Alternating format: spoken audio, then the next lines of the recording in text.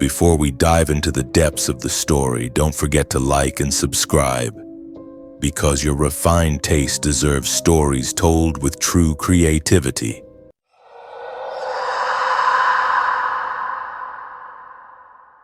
If you ever see her on the road, don't stop. I swear I saw her pass in front of me, but she wasn't touching the ground. She was gliding. When I suddenly stopped to help her, she looked at me, smiled, and vanished. Since that night, I've never looked at the road the same way again.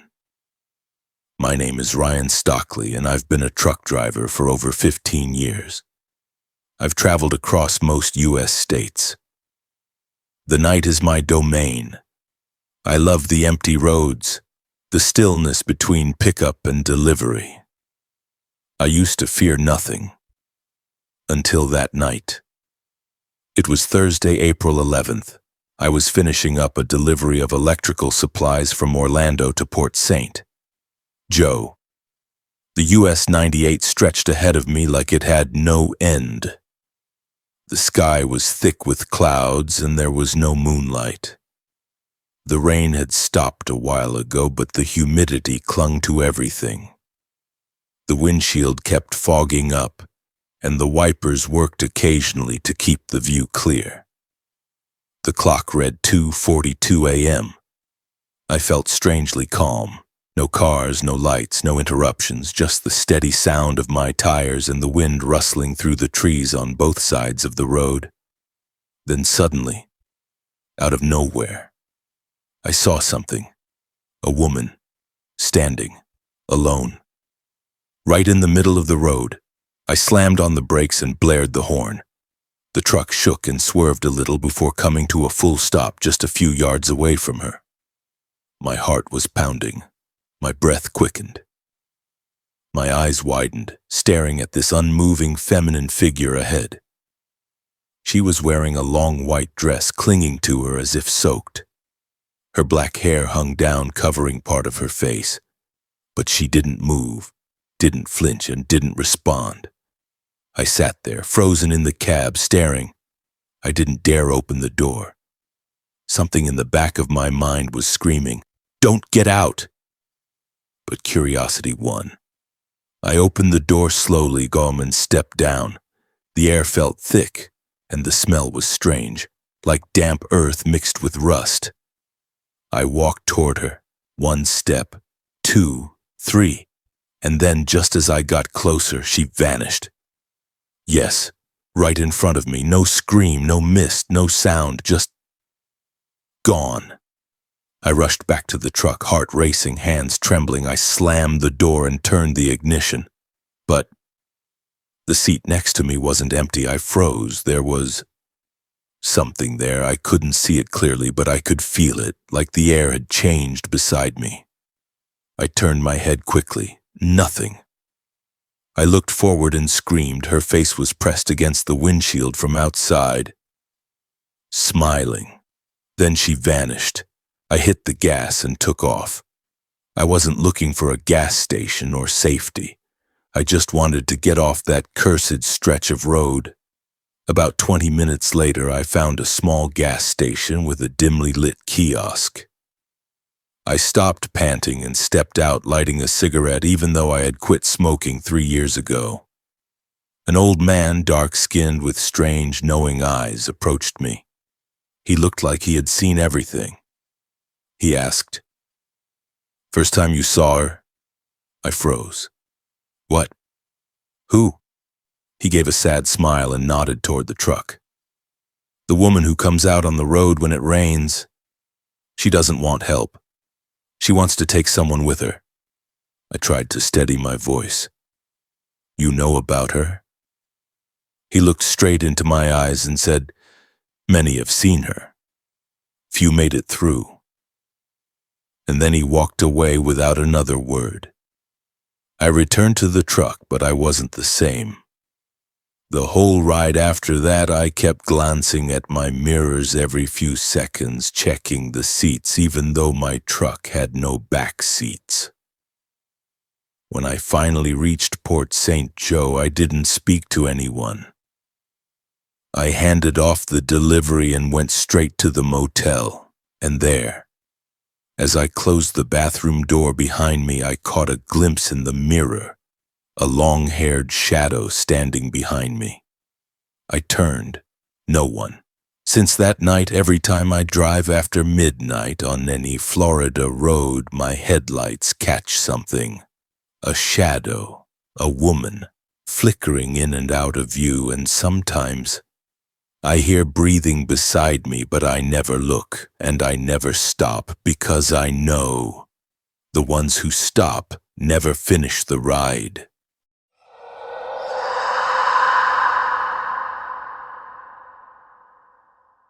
Mirrors don't lie, except this one. My name is Jake Reynolds, and I've been a truck driver for over 15 years. I've driven endless roads from Arizona to Minnesota, from Texas to the depths of Florida. I've witnessed accidents, storms, strange people, and I've heard hundreds of stories over the radio waves. But nothing, and I mean nothing, comes close to what happened that night on Alligator Alley, South Florida. It was close to 2 a.m. I was coming from Tampa, headed toward Miami, carrying cargo. The road was nearly empty. Just the darkness, the beam of my headlights, and the hum of the engine accompanying me. But the mirrors, the side mirrors, began to lie. At first it was something small, an illogical reflection in the right mirror. A car behind me, its headlights blazing, approaching fast. But when I turned my head to look out the window, there was nothing. Just the darkness of the road. Yet the mirror still showed it, a black car with tinted windows. I couldn't see inside, just the lights. I told myself, maybe a glitch, or just a visual illusion. But it happened again. The left mirror started to show the same car, same angle, same moment, as if the car was reflected on both sides at once. My heartbeat quickened. I adjusted the mirrors, wiped the fog away, but the car remained. I swear at one point I saw a face behind me in the mirror. It wasn't fully human, white, featureless, except for two wide black eyes staring straight at me, locking me in place. I tried to ignore it, kept driving, turned on the radio, cranked up the volume. But every channel was dead.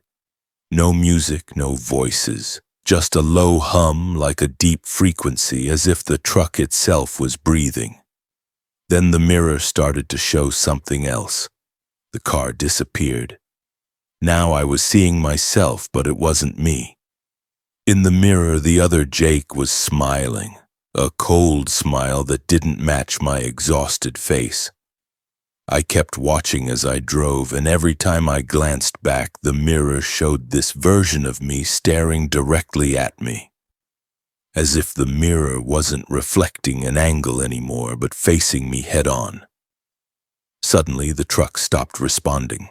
The pedals went stiff. The steering wheel wouldn't turn. The dashboard lights blinked like crazy, as if something had taken over the machine.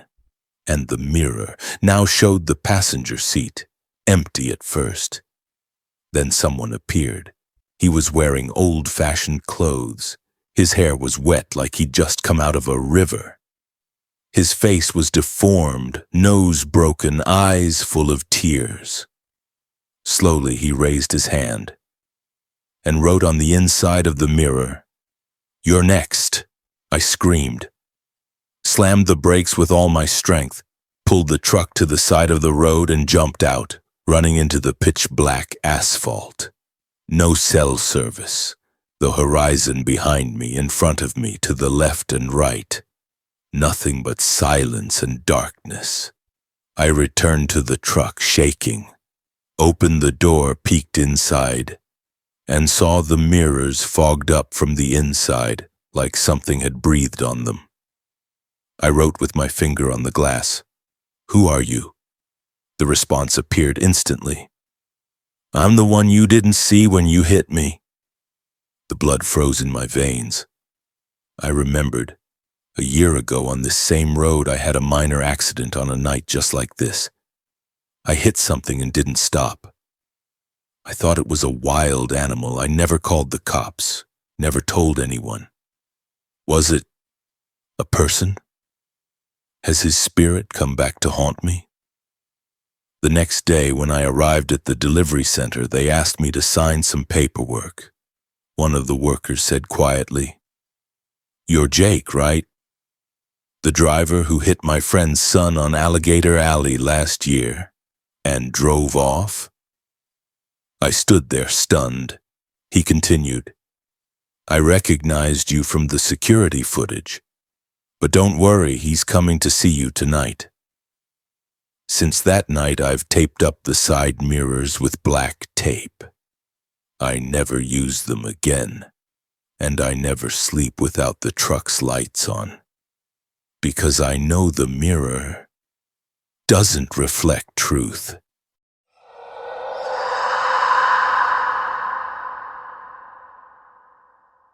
Out of the abandoned station.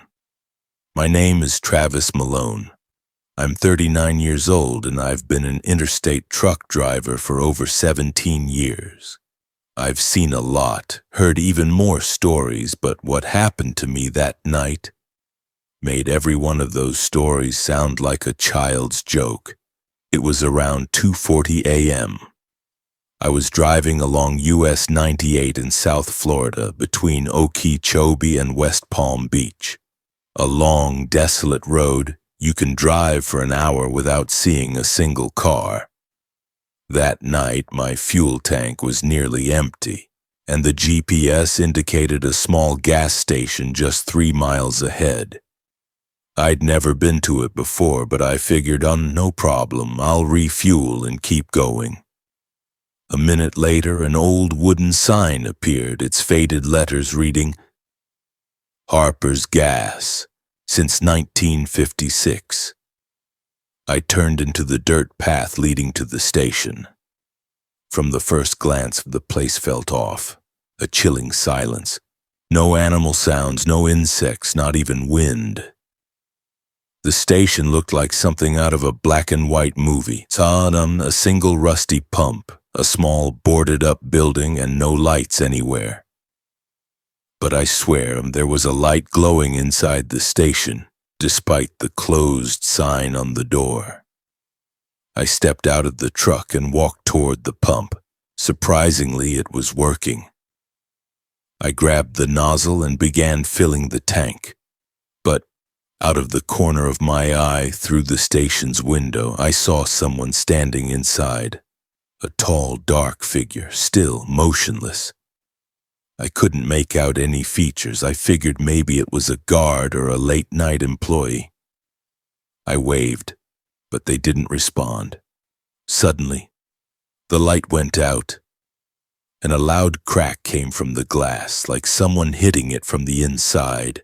I ran to the station's door, tried to open it, locked tight. But the strangest thing, the shadow was still standing there, even in the dark. I turned back toward the truck, walking faster now. But the fuel nozzle was still in the tank and the pump hadn't stopped. The numbers on the display kept ticking up, but no fuel was actually coming out. Then I noticed the ground beneath me was completely dry, not a single drop of fuel. That's when I started hearing footsteps. Slow, deliberate, coming from inside the building. Tap, tap, tap, getting closer to the door. And then a raspy female voice whispered, "Where did you go? You were here, years ago." I bolted for the truck's cab, slammed the door shut, tried starting the engine. Nothing. The dashboard lit up with a message I've never seen before. "Welcome back, Travis." I froze. Back? I've never been here in my life. And then a face appeared on the side window. A woman's face. Her skin was cracked, pale. Her eyes completely white. I screamed, leapt back, grabbed my gun, flung open the opposite door, and ran full speed into the darkness. After 2 minutes of frantic running, I reached the main road. Finally, I saw headlights approaching. I waved wildly. It was a police car. The officer got out and I gasped, trying to explain. "There's a station back there. Someone's inside. The place isn't normal. My truck won't start, and you have to help me." He replied calmly. "What station?" I pointed behind me. He looked into the darkness and said, "Sir, there hasn't been a gas station there for 20 years. Harper's Gas burned down. The owner and his young daughter died in the fire." I said, "That's impossible. I was just there minutes ago."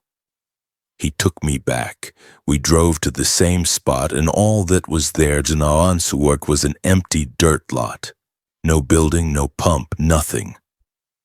He looked at me and said, "You're not the first driver to say they saw it, but they all say the same thing. The station only appears when they decide to show it to you." I asked, "And who's they?" He looked at me and said, "No one knows. But the last driver who saw it, he vanished on the road. We found his truck still driving on autopilot, completely empty." Since that night, I swear I never approach abandoned gas stations, no matter what. And sometimes when I'm driving at night and my fuel gauge starts dropping low, I hear a faint whisper from the sleeper cab behind me. "Come back to us, Travis."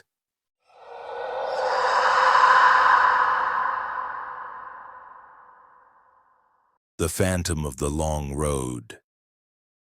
My name is Logan Barrett, 42 years old, and I've been a truck driver since I dropped out of school. I thought I had seen it all. Snowstorms shutting down roads in Wisconsin, dust clouds swallowing you whole in Arizona, winds in Texas so violent they could rip your truck apart. But what I saw on Route 27 in South Florida changed my life forever. I was coming from Orlando, heading toward a warehouse in Homestead.